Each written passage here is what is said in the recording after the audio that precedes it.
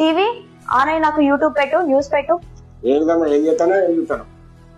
నేను టీవీని న్యూస్ పెట్టమని చెప్పిన. న్యూస్ పెట్టమని న్యూస్ పెడతా ఆన్ అవుతుందా? ఆన్ కాదు, రిమోట్ తోటి ఆన్ అయింది. నేను 1,00,000 రూపాయలు పెట్టి కొన్నా, నేను చెప్తే తినాలిగా. నువ్వు 1,00,000 పెట్టు, 10 లక్షలు పెట్టు, రిమోట్ తోటే ఆన్ అయింది, లేకుంటే ఆన్ కాదు కదా. పేరెంట్స్ 1,00,000 రూపాయలు పెట్టినప్పుడు చదువులు కూడా వచ్చేయాలి కదా. అంటే ఈ రిమోట్ కి ఉన్న టీవీకి ఒక సెన్సార్ ఉంటుంది. దీంట్లో ఉన్న ప్రోగ్రామింగ్ కావచ్చు, బ్యాటరీనే కావచ్చు, డేటానే కావచ్చు. ఈ రెండు వర్కౌట్ అవ్వాలి అని అంటే మనలాంటి ఒక ఆపరేటర్ చాలా అవసరం. అలాగే ఒక చైల్డ్ టీచర్ చెప్పింది అర్థం చేసుకోవాలి అన్నా, నేర్చుకోవాలి అన్నా ఇదంతా కూడా పేరెంట్ పర్యవేక్షణలో జరగాలి.